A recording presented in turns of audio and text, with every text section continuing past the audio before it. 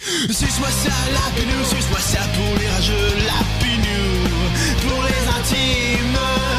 You are que love toute la soirée pour faire plaisir à ses abonnés. Suce-moi ça, la pinou, suce-moi ça, la pinou, suce-moi ça, la pinou, la pinou. Salut à tous, c'est Suce-moi ça la pinou, suce-moi ça pour les rageux et la pinou pour les intimes. Salut à tous, c'est Suce-moi ça la pinou, suce-moi ça pour les rageux et la pinou pour les intimes. Alors on se retrouve aujourd'hui pour une petite vidéo sur le sujet de la bagarre, la baston en général. Je vous préviens tout de suite, je enregistrerai tout ça en une seule fois. Donc si je bafoue, si je raconte des conneries, si je me bave dessus, etc., m'en voulez pas. J'ai pas envie de recommencer 500 000 fois.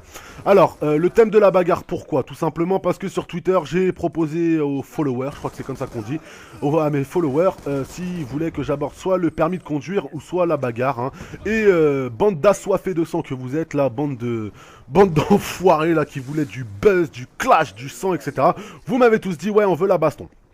Alors, on va aborder ça. Juste avant de l'aborder, ce sera des gameplays à la M1216. M1216, le fusil à pompe que je préfère.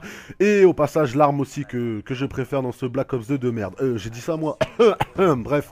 Voilà. Alors, la baston, les gars. Les différents endroits déjà pour trouver des bastons. Enfin, en tout cas, où moi j'ai mes souvenirs de bastons. Le plus que j'ai vu, c'était à la sortie des cours. Je pense que vous, c'est pareil, hein, sortie de collège, sortie de lycée, etc. C'est là où, en tout cas, j'ai vu le plus de bastons. Alors, c'était peut-être pas forcément les plus violentes, mais c'est là, en tout cas, où ça se cartonnait le plus. Alors, bien souvent au collège, les mecs, ils ont pas forcément le réflexe de tout de suite... vous voyez ce que je veux dire? Enfin, ils ont pas forcément le réflexe de taper avec les poings. Vous voyez, j'ai vu beaucoup de bastons où les mecs, ils se foutaient à la rigueur une droite, et puis en général, c'était 2-3 coups de savate, et ça s'arrêtait là. Ça c'était au collège. Après, sortie de lycée, là ça commençait à devenir autre chose. Les gars, il y avait un petit peu moins de pitié. Ça frappait quand même beaucoup plus avec les poings, avec les pieds également, etc. Et ça hésitait pas à casser des arcades et à casser des genoux. Enfin bref. Alors, le troisième endroit où j'ai vu le plus de bastons, c'est tout simplement en boîte de nuit. Alors en boîte de nuit, par contre, c'est un autre monde. Ça n'a rien à voir avec les cours, hein, de toute façon... Quelle phrase débile que je viens de vous sortir. Mais au niveau de la baston, ça n'a rien à voir. C'est-à-dire que les mecs, déjà, ils sont alcoolisés en boîte de nuit. Bien souvent, il y a un honneur à défendre par rapport à des meufs. Ou alors, les mecs, tout simplement, ils sont juste venus là pour foutre la merde. Et donc, du coup, avec un peu d'alcool dans le sang et puis... 2-3 drogues à côté, ça part souvent en baston, donc en sachant quand même qu'en boîte de nuit, les bastons, elles sont super violentes, à coups de bouteille dans ta gueule, les mecs après qui se sont fait défoncer la gueule, ils ont tout ce qu'il faut dans le coffre, batte de baseball si parfois c'est pas pire, arme à feu, etc. Moi j'ai un souvenir d'ailleurs par rapport à une sortie de boîte de nuit, c'était même passé dans le journal d'ailleurs, il y a un mec, deux mecs qui s'étaient fait éjecter de la boîte de nuit, alors la raison je sais pas pourquoi. Ils s'étaient fait éjecter par les videurs. Plutôt violemment d'ailleurs, enfin bon bref, je sais pas ce qu'ils avaient fait les mecs, donc ça se trouve c'est justifié. Et les mecs étaient pas contents, mais ce qui s'est passé c'est qu'il y avait un mec qui bossait à la poste. Il avait fini sa soirée en boîte de nuit, il voulait tout simplement rentrer chez lui pour dormir un peu avant d'aller au boulot. Alors c'est pas moi qui spécule là-dessus, hein, c'est simplement que c'était marqué comme ça dans le journal. Hop, la petite quad au passage, magnifique. Donc le mec, il voulait tout simplement rentrer chez lui. Et les mecs qui s'étaient fait vider, enfin qui s'étaient fait éjecter de la boîte de nuit, ils l'ont confondu avec un videur. Et donc du coup, qu'est-ce qu'ils ont fait les mecs? C'était des bûcherons, ils ont rien trouvé de mieux à faire que de lui foutre un coup de tronçonneuse en plein dans le bide. Donc ils lui ont carrément déchiqueté un poumon et tout. Le mec il est pas mort, hein. Aujourd'hui il vit, voilà quoi, il continue à bosser, etc. Bon, il lui manque juste un poumon à cette heure-ci, mais bon, il lui a carrément... Enfin les mecs ils lui ont carrément explosé les côtes quoi. Un coup de tronçonneuse, hein, je veux dire, c'est pas à la sortie du collège que vous verrez Jack l'Éventreur vouloir attaquer des petits enfants avec des cartables. Hein. Oh putain, qu'est-ce que je raconte. Bref. Voilà quoi. Donc ouais, boîte de nuit c'est quand même super violent. Hein. Comme je vous ai dit, alcool, drogue, etc. Ça fait pas bon ménage. Donc voilà, comme je vous ai dit, honneur, etc. Boîte de nuit c'est franchement hard au niveau des bastons. D'ailleurs un petit conseil là-dessus, si vous allez en boîte de nuit, évitez d'y aller tout seul ou juste avec votre meuf, hein, on sait jamais ce qui peut vous arriver, au moins si vous êtes 2 ou 3 mecs, même si vous allez vous faire défoncer, je veux dire, mais au moins il y en aura toujours un pour prévenir les videurs ou prévenir les pompiers s'il y en a un qui s'est fait défoncer la gueule et qu'il est KO, voilà. Vous êtes peut-être pas lâche forcément, hein, mais bon. Alors, À la sortie des cours hein, au collège, moi je me rappelle d'une histoire également là-dessus. On était en embrouille avec un autre collège, donc mon collège était en embrouille avec un autre collège. Alors la raison du pourquoi, du comment également, j'en sais rien du tout. C'était, je pense même historique là-dessus. Je sais pas si pour vous c'est pareil, si votre collège ou votre lycée il est en embrouille avec un autre collège et un autre lycée, mais vous savez pas pourquoi. Voilà, c'est limite, c'est dans l'histoire, c'est comme ça. Tel collège ne pourra jamais s'entendre avec l'autre collège. C'est un truc de malade. Donc l'histoire qu'il y avait eu, déjà à la base, on s'aimait pas trop entre nous. Hein, à chaque fois qu'on nous parlait de ce collège-là, on disait ouais c'est des enculés, tout ça. Et il s'est passé qu'un jour, ouais là ça bug pas les gars, au niveau du gameplay, c'était tout simplement la fin de la partie. Et le mode studio, bon le mode studio sur Black Ops 2 il est ce qu'il est, donc vous inquiétez pas, ça bug pas. Et tout de suite on est reparti sur un deuxième gameplay, voilà. Donc il s'était passé qu'à midi, ouais, à midi, il y avait un mec de notre collège qui rentrait chez lui et il s'était fait défoncer la gueule sur le chemin. Et du coup, les mecs de mon collège, ils étaient partis à la sortie de ce collège-là, mais discrètement dans un coin de rue, et ils ont attrapé le premier mec de leur collège qui venait, et ils l'ont défoncé. Voilà, truc gratuit, quoi, truc de débile, quoi, de gamin, mais en même temps au collège, quoi, voilà. Et il s'est donc passé par la suite que le lendemain à 16h ou 17h ou 16h30, je sais plus exactement à quelle heure je quittais les cours, on est sorti, donc il y avait quand même pas mal de rumeurs là-dessus et tout, hein, et on s'est retrouvé face à une centaine de mecs de leur collège.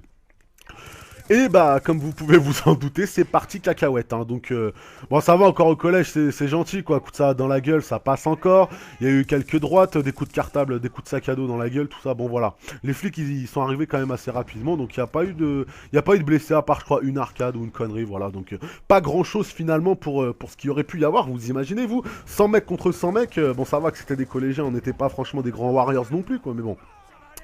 Et au lycée, ouais, au lycée, il y a eu des bonnes bastons quand même. Hein. Au lycée, on est déjà un petit peu plus grand. Il y a déjà un petit peu plus de force, hein, étant donné que, bah, logiquement, t'es plus grand, t'as plus de muscles. Et donc, voilà, quoi, il y avait un petit peu plus de bastons. Mais bon, au lycée, on savait les risques qu'on prenait. Donc, en fait, on allait se mettre dans un coin, derrière le parking. En fait, il y avait la sortie du bahut. On allait se mettre derrière le parking. Et on allait se cartonner la gueule là-bas. Voilà, voilà, quoi. Alors, moi, c'est là. Après, vous me direz si vous avez eu des... Enfin, si vous connaissez un autre endroit pour la baston, évitez de me dire un ring de boxe, hein, c'est normal. Hein, ok. Donc moi je vous dis, c'est sortie collège, sortie lycée et puis boîte de nuit. C'est les trois endroits où vraiment ça me saute à l'esprit. Et c'est là que j'ai tous mes souvenirs de baston. Ensuite, au niveau de la bagarre, qu'est-ce qu'on pourrait aborder de plus vous allez me dire, comment on fait pour se défendre? Bon, bah à la rigueur. Alors, comment peut-on faire pour se défendre? Bah il y a tout simplement déjà le fait d'éviter de traîner tout seul. Vous voyez, par exemple... si vous sentez, je sais pas, par exemple, c'est à la sortie du collège ou du lycée, etc., vous avez des mecs qui raquettent ou des choses comme ça, bah les gars, évitez d'y aller tout seul, quoi, vous voyez ce que je veux dire, hein.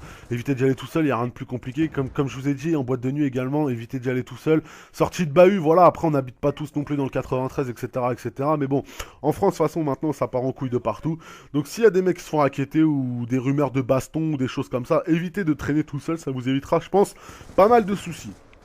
Ensuite, je sais pas, par exemple le sport de combat.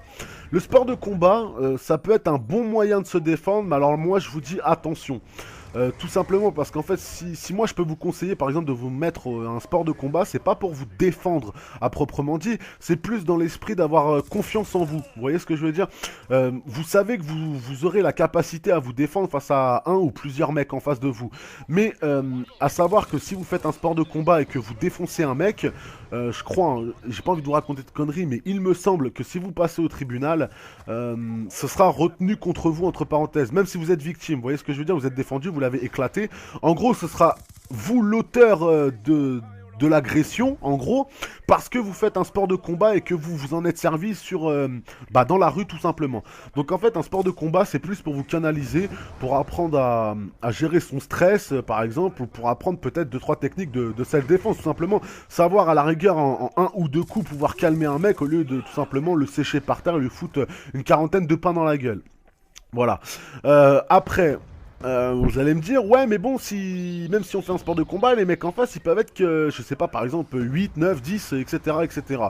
Ouais, alors, c'est vrai que maintenant, il y a quand même de moins en moins de 1 contre 1. Vous voyez, l'époque des bonhommes, elle est terminée, l'époque des anciens, comme on dit. Et encore, je vous dis ça, moi j'ai 27 balais, mais déjà à l'époque, les 1 contre 1, quoi qu'il y en avait quand même plus que maintenant. Moi, je vois des fois, je parle avec mon petit frère, etc., etc., et il me dit, mais maintenant, c'est terminé les 1 contre 1. Il y a plus de bonhomme, quoi. Les mecs, ils viennent toujours à 1 contre 10, etc., etc. Et après, vous me direz si vous aussi, dans votre entourage, c'est pareil, mais. Ou alors le mec qui va, vous savez, il y a les petites salopes aussi, les petites puputes là, c'est le mec qui va dire viens on se tape, on fait un contre un, mais finalement le mec il sait qu'il est avec ses potes derrière, que s'il se fait marave la gueule, bah ses potes ils vont venir le défendre. Donc ça pour moi c'est pas un bonhomme, c'est une grosse lope ça, voilà. Donc, alors moi ma petite astuce là-dessus, c'est ça m'est arrivé une fois d'ailleurs, bon les mecs ils étaient pas 10, ils étaient 4 en face. Donc en plus, je vous raconte pas des conneries, c'est mon ancienne belle-mère qui m'avait appris cette technique, enfin cette technique entre parenthèses. Si vous retrouvez à un contre plusieurs mecs, et que vous avez aucun moyen de pouvoir vous barrer. Moi, je vous dis honnêtement, hein, moi je suis dans la rue, il y a 4 mecs qui veulent me niquer ma race, les gars. Moi, je vous dis honnêtement, je suis pas un bonhomme. Enfin, entre parenthèses, je suis pas un warrior, voilà, parce que je suis un bonhomme, je porte mes couilles quand même, mais je suis pas un warrior. Je sais très bien que les mecs qui sont 4, ils vont me défoncer ma race. Même si j'arrive à en niquer un ou deux, au final, je vais me faire défoncer ma race. Donc, je préfère me casser, même en courant, comme une biatch. Il y a pas de problème, les gars. J'assume totalement. J'ai pas envie de me retrouver à l'hôpital bêtement, parce que je sais que je vais me faire défoncer à 1 contre 4. Vous voyez ce que je veux dire? Mais si vous avez vraiment aucun moyen de pouvoir vous barrer, je veux dire, voilà, vous êtes dans une ruelle, vous êtes coincé dans un hall d'immeuble ou quoi que ce soit, et vous savez pertinemment que vous allez vous faire défoncer, vous voyez. Alors regarde, les mecs qui veulent vous raqueter, ils veulent vous raqueter, voilà, vous donnez vos affaires, tant pis, ça vous évitera d'aller à l'hosto, les gars, voilà. L'honneur, c'est quelque chose, mais faut savoir quand même de temps en temps le mettre de côté, ça évite quand même pas mal d'embrouilles, parce qu'un mauvais pain dans la gueule, les gars, on peut vite se retrouver dans le coma, etc., etc. Donc, si vous êtes un contre plusieurs mecs, mon astuce que mon ancienne belle-mère, putain, je suis parti loin, que mon ancienne belle-mère m'avait apprise, c'est pas d'attraper le plus grand et le plus fort pour faire peur aux autres, parce que ça, non, c'est pas vrai. Vous voyez, dans le groupe, vous allez peut-être repérer le plus grand, vous allez lui mettre un pain, 2 pains, mais le mec, étant donné que c'est le plus grand et le plus fort, il va savoir se défendre, il va vous repousser, et là, tout le monde va vous mêler, tout le monde va vous sauter dessus, vous allez au final vous faire péter la gueule. En n'ayant pas forcément beaucoup blessé le plus grand. Donc le truc c'est quoi? C'est que quitte à aller à l'hôpital, quitte à se faire défoncer la gueule, bah autant pas y aller tout seul. Vous voyez ce que je veux dire? Mais je répète encore, hein, c'est si vraiment vous avez pas le choix les gars. C'est pas de vous mettre en boule par terre parce que là vous allez vous faire défoncer aussi. La technique de l'escargot ça marche pas non plus. Donc le truc c'est quoi? C'est que vous repérez le plus petit. Vous voyez? Soit le mec, le petit frère qui joue son show, ou en tout cas vous repérez le plus petit, ou en tout cas celui qui aura le plus de mal à se défaire de vos pattes. Vous l'attrapez par le callback. Et lui, vous le lâchez pas et vous maravez que lui. Vous voyez, même si vous allez vous prendre des coups à droite, à gauche, essayez de tenir le plus longtemps possible et vous maravez le plus petit parce que lui, il n'arrivera pas à sortir de vos pattes. Voilà, c'est ça que je voulais vous dire en fait. C'est que si vous niquez le plus grand, vous allez lui mettre peut-être 1 pain, 2 pains et voilà, c'est terminé, vous allez vous faire défoncer. Alors que si vous attrapez le plus petit, je sais que c'est pas c'est pas très très bien ce que je suis en train de vous dire, mais bon, au moins voilà quoi, au moins vous pourrez vous dire. Ils m'ont niqué, je suis à l'hôpital, mais au moins, il y en a un aussi qui est avec moi aux urgences, voilà. Et lui, vous le niquez, vous attrapez le plus petit, et vous le séchez que lui, vous tapez bien dans le nez. Vous voyez, ça sert à rien de vouloir taper les côtes, machin, faire le ninja, comme Travops, etc. Vous faites pas ça, non, non, les gars. Vous, boum, vous tapez bien dans le nez, vous visez le nez, pas l'arcade, tout ça. Le nez, c'est là où, une fois que le nez est cassé, le mec, il voit plus rien, il voit noir, il pisse le sang, et vous continuez à taper, le mec, il va... Voilà quoi. Bon, si vous faites ça un jour, hein, que vous vous retrouvez en prison, vous dites pas que c'est la Pinou qui vous a appris cette technique, hein, c'est... J'ai pas envie de me retrouver en prison avec vous, voilà. C'est juste une petite astuce ou une petite technique, voilà, au moins pour avoir un minimum d'honneur et pouvoir dire je suis pas tout seul à l'hôpital. Sinon, ouais, bah comme je vous ai dit les gars, si les mecs sont plusieurs contre vous, bah voilà, cassez-vous, n'hésitez pas à courir comme une biatch. Comme je vous ai dit, l'honneur c'est quelque chose qui peut se mettre de côté dans certaines situations. Ensuite, les 1 contre 1. Ça devient rare.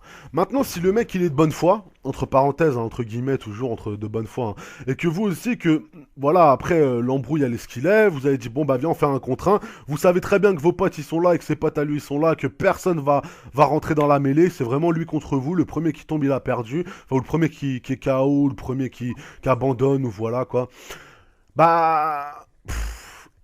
Moi, honnêtement, je suis pas pour la baston. Je vous dis honnêtement, la bagarre, la baston, etc., se porter des coups et tout, je suis pas pour. Même si de temps en temps, on n'a pas le choix et qu'on est obligé. Je veux dire, voilà quoi, le mec, il insulte votre mère, ou il lui touche le cul à votre mère dans la rue, ou votre soeur, ou votre meuf, ou voilà quoi. Il y a 1 milliard de raisons pour pour se bagarrer tout simplement. Des fois même des raisons à la con quoi.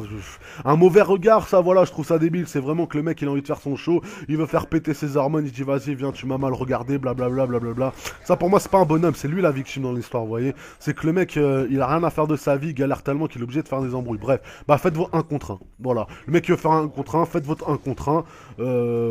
Vous faites niquer, au moins voilà, vous aurez défendu votre honneur comme il faut. Et puis si vous le niquez en plus après vous aurez encore plus confiance en vous. Mais je vous dis la petite technique quand même de faire des arts martiaux c'est pas mal. Faut pas vous en servir justement, je le répète encore une fois, dans la rue etc. pour pouvoir casser des bouches.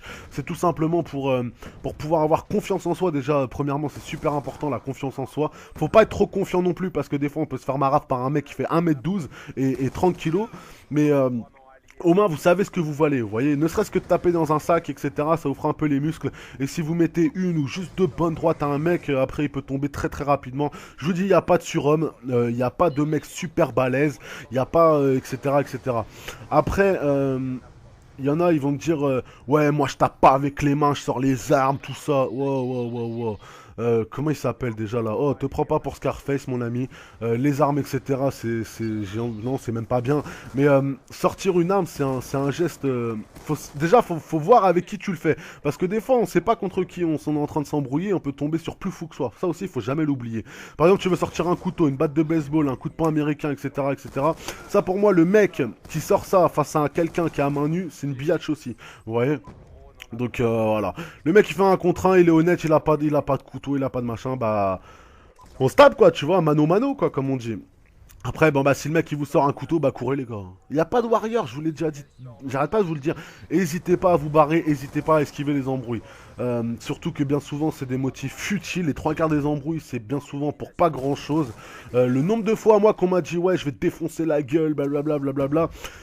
Voilà quoi, et combien de crocodiles j'ai croisé? Combien de crocodiles? Un crocodile c'est un mec qui a une grande gueule mais qui a une toute petite queue. Vous voyez, comme un mérou. Un mérou c'est le poisson qui a une grande gueule et une petite queue, c'est exactement la même chose. C'est comme on dit, c'est chien qui aboie ne mord pas. Il y a des mecs qui vont faire leur show, ouais blablabla blablabla blablabla, et dès que tu vas porter tes couilles, tu vas lui dire bah viens on va se taper mon ami. Là il va dire non mais vous voyez il va commencer à bafouiller, il va faire le coin le canard, vous voyez c'est comme comme dans la vidéo avec le sexe, faire le canard coin tu vois, il va essayer de vous amadouer mais non. Dans ces cas-là, je vous dis, même si le mec vous a cherché, qu'au final vous portez vos couilles, vous dites vas-y viens on va se taper, ou alors vous commencez à vouloir vous battre et que le mec il fait la technique de l'escargot, il se replie sur soi, etc. Ne vous acharnez pas sur lui. Voilà, si vous avez moyen de pouvoir arrêter une baston, faites-le. Évitez avant qu'il soit trop tard, parce que bien souvent, je sais pas si vous voyez des fois, il y a des gens ils meurent en un coup de poing. Vous voyez, vous pouvez placer un coup de poing sur quelqu'un et ça le tue direct. C'est bizarre, hein, le corps humain, on n'est pas tous fait pareil, voilà quoi. Ou alors vous allez lui porter un coup, le mec il va tomber sur un trottoir, il va se casser le crâne en deux, voilà. Donc il faut toujours réfléchir à ce qu'on fait.